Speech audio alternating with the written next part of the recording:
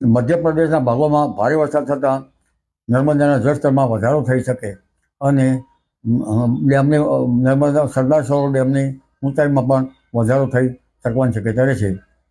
પશ્ચિમ સૌરાષ્ટ્રમાં વરસાદ ઓછો છે. સપ્ટેમ્બરમાં હવાના હળવા દબાણ ઊભા થવાથી અરબ સાગર સક્રિય થવાની શક્યતા રહેતા પશ્ચિમ સૌરાષ્ટ્રમાં પણ વરસાદ થવાની શક્યતા રહેશે. ચોમાસાની વિદાય હવે ધીરે ધીરે થશે. સપ્ટેમ્બરની શરૂઆતમાં ઉત્તર ભારત તરફથી ચોમાસું ધીરે ધીરે વિદાય લેતું જોવા મળશે. હવે અલ નીનોની અસરની અંગે જોઈએ તો કેટલાક જાણા અજાણ્યા બળોના કારણે આ વખતે વરસાદ ભિન્ન ભિન્ન ભાગોમાં થતો જોવા મળે છે.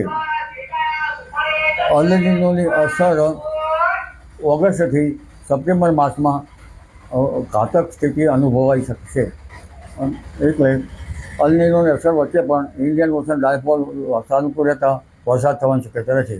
જો કે નવરાત્રિમાં વરસાદની શક્યતા અલ નીનોની કેવી અસર થાય છે તે પછી તેનું આકલન થઈ શકે.